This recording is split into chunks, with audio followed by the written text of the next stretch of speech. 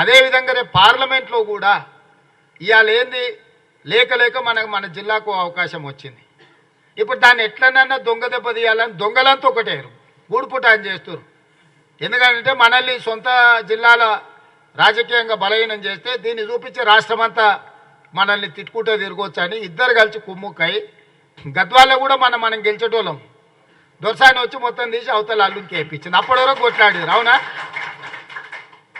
ఓట్ల కంటే ముందు రోజు వరకు మామ అల్లుడు ఫుల్ పంచాయతీ అన్నారు.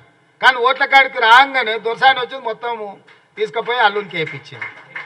లేకపోతే కాంగ్రెస్ కళ్ళు మూసుకొని గెలిచే సీటు గద్వాల సీటు. ఇప్పుడు కూడా వీళ్ళంతా గూడుపుటాన్ చేస్తున్నారు. నేను అడిగిన ఎందుకే అట్లా గూడుపుటాన్ చేస్తున్నారు అంటే, సార్ నిన్ను మహబూబ్నగర్లో దెబ్బతీస్తే మొత్తం రాష్ట్రం అంతా ఈ ప్రభుత్వాన్ని బలహీనం చేసినట్టు అవుతుంది, నీ మీద కుట్ర జరుగుతున్నది సార్ అని కొంతమంది అందులో కూడా మన అభిమానులు ఉంటారు కదా, వెనకంగా అంత కుట్ర జరుగుతున్నది సార్, ఇక మేము బయట వాడలేము షానీళ్ళ నుంచి కలిసి ఉన్నామని వచ్చి చెప్పిపోతున్నారు. అందుకే మహబూబ్నగర్ జిల్లా ప్రజలకు నా విజ్ఞప్తి ఒకటే, ఇవాళ మనల్ని కాదని ఎవరికన్నా వేస్తే ఏమన్నా మన జిల్లాకి ఏమైనా ప్రయోజనం ఉందా? 10 ఏళ్ళ నుంచి నరేంద్ర మోడీ ప్రధానమంత్రి కదా, అర్ణమ్మ 5 ఏళ్ళ నుంచి ఆ పార్టీలోనే ఉంది కదా, పోయినసారి కూడా పోటీ చేసింది కదా. మరి 5 ఏళ్ళల్లో మనకేమైనా ఆర్డీఎస్ మొత్తం ఏమన్నా దీపించి కాలువలు దోపించి కర్ణాటక నుంచి నీళ్ళు తెచ్చిందా? అంతకంటే ముందు వాళ్ళ ప్రభుత్వమే ఉండే కదా. లేకపోతే మీ ఊర్లో ఏదేంది నీళ్ళకు ఇది చేసినాం కదా, తుమ్మిల ప్రాజెక్టుకి ఏమైనా కొట్లాడిందా?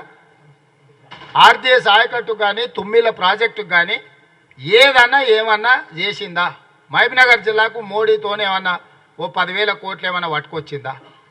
మరి ఆ మొత్తం ప్రధానమంత్రినే జాతీయ ఉపాధ్యక్షురాలు ఉండే డీకే అర్ణమ్మ జాతీయ ఉపాధ్యక్షురాలుగా పాలమూరు రంగారెడ్డి ఎత్తిపోతల పథకానికి జాతీయ హోదా తెచ్చుండొచ్చు కదా. నువ్వు మాత్రం జాతీయ ఉపాధ్యక్షురాలు తెచ్చుకున్నావు, మహబూబ్నగర్కు పాలమూరు రంగారెడ్డి ఎత్తిపోతలకు మాత్రం జాతీయ హోదా ప్రాజెక్టుకు తీసుకురాలే. 10 పైసలు ఏమన్నా తెచ్చిండ్రా? మరి ఇవాళ ఎక్కడ తిరిగి ఇంత మంచి జరిగింది, పాలమూరు బాగుపడేటట్టుంది, దీన్ని ఎట్లన్నా ఖతం చేయాలని చెప్పి ఇవాళ వంశీచంద్రెడ్డి మీద డాక్టర్ మల్లురవి గారి మీద కోపం కాదు, రేవంత్ రెడ్డిని దెబ్బతీయాలి. ఎట్లనైనా చేసి దెబ్బతీయాలంటే పార్లమెంట్లో మనం కింద మీద చేయాలని పని కట్టుకొని టీఆర్ఎస్ వాళ్ళు బీజేపీ వాళ్ళు కూడా వాళ్ళుకొని మాట్లాడి చేస్తారు.